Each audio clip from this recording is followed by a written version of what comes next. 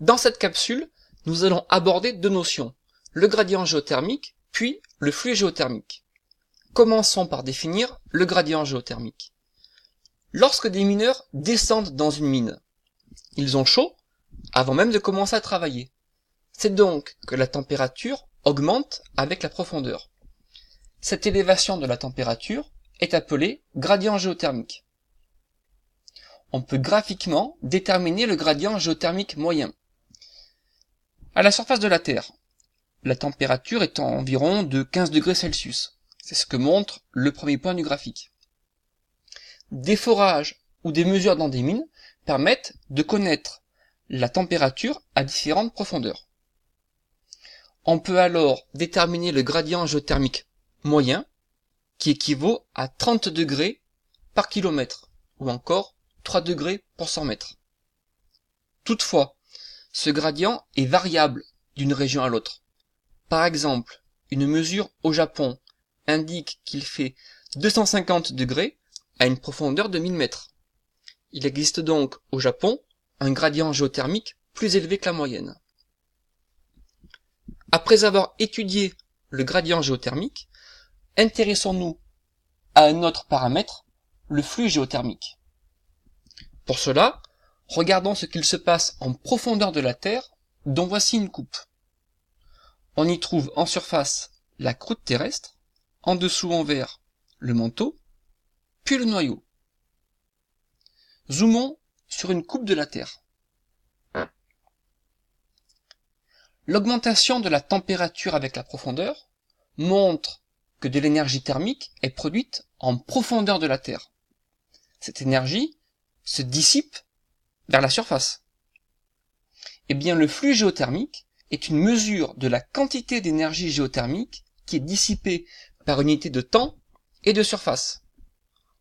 Ce flux géothermique est en moyenne de 60 mW par mètre carré.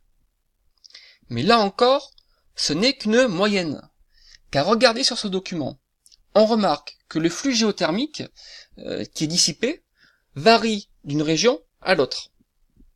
Il est globalement plus élevé en domaine océanique, ici, qu'en domaine continental. Alors il est intéressant de regarder ce qui se passe en domaine océanique. On va regarder ce qui se passe donc au niveau de l'océan Atlantique, entre l'Amérique du Sud et l'Afrique. Au milieu de l'océan, on retrouve une zone, vous avez certainement reconnu qu'il s'agit d'une dorsale. On va étudier cette zone grâce à une tomographie sismique. Alors la tomographie sismique, c'est quoi? C'est en fait une technique d'auscultation de l'intérieur de la Terre qui se base sur la vitesse de propagation des ondes sismiques. En profondeur, les ondes sismiques ont une vitesse qui est ralentie lorsqu'elles traversent un milieu qui est chaud. En revanche, lorsqu'elles traversent un milieu qui est froid, leur vitesse est accélérée par rapport à une vitesse moyenne. En faisant une coupe entre A et B de l'océan Atlantique, par tomographie, voilà ce que l'on observe. En A, on retrouve l'Amérique du Sud, puis l'océan Atlantique, avec ici la dorsale, et vers le point B, on retrouve l'Afrique. Sous la dorsale, on constate que les ondes sismiques sont ralenties. Elles traversent donc un milieu chaud. Cela traduit, au niveau de la dorsale, la remontée d'un matériel chaud qui est associé à la production d'une nouvelle lithosphère océanique. Ce matériel chaud explique donc l'anomalie positive du flux géothermique au niveau d'une dorsale.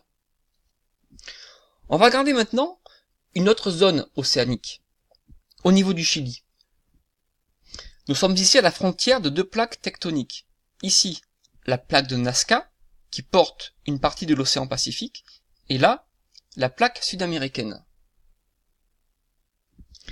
À ce niveau, une coupe par tomographie met en évidence une zone froide, ici, qui correspond à la plaque de Nazca qui plonge sous la plaque sud-américaine.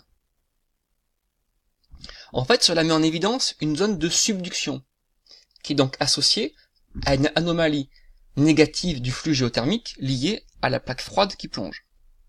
Et regardez bien, on voit aussi ici au niveau de la plaque chevauchante, une zone chaude. Cette zone chaude est interprétée comme étant liée au magma qui se forme ici. Ce magma va en fait chauffer les roches dans lesquelles il remonte, et il va se stocker aussi, d'où une anomalie positive du flux géothermique. En résumé, il faut retenir qu'au niveau d'une zone de subduction, le flux thermique présente une double anomalie. Une anomalie négative liée à la plongée d'une plaque froide, une anomalie positive liée au magma qui chauffe les roches dans lesquelles il remonte et dans lesquelles il se stocke.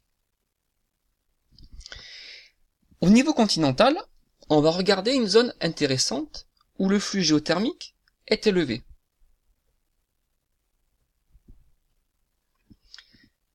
Dans cette zone, donc, le flux géothermique est plus élevé que la moyenne. Pour comprendre pourquoi, il faut regarder ce qu'il se passe en dessous. Vous voyez qu'à ce niveau, l'asténosphère remonte près de la surface. La croûte continentale répond à cette remontée en s'affinant. On a ici une croûte plus fine que là. Vous savez que le sommet de l'asténosphère correspond à l'isotherme 1300 degrés Celsius. Donc, lorsque l'asténosphère remonte, eh bien, elle entraîne la remontée d'une zone chaude. Si bien que le flux géothermique est plus élevé à ce niveau, au niveau d'une croûte mince, qu'ailleurs. Pour terminer, nous allons voir d'où vient l'énergie thermique qui se dissipe. En fait, les différentes enveloppes terrestres renferment des éléments radioactifs comme l'uranium, comme le thorium ou encore le potassium. Lorsque ces éléments se désintègrent, ils libèrent de l'énergie thermique. On peut comparer la teneur en uranium, en thorium et en potassium des différentes enveloppes de la Terre. Sur ce document, vous constatez que la croûte terrestre, qu'il s'agisse de croûte continentale ou océanique, est bien plus concentrée en ces éléments radioactifs que le manteau. Mais regardez, la masse du manteau, elle est nettement supérieure à celle de la croûte. Si bien que c'est le manteau qui joue le rôle prépondérant dans la production d'énergie thermique.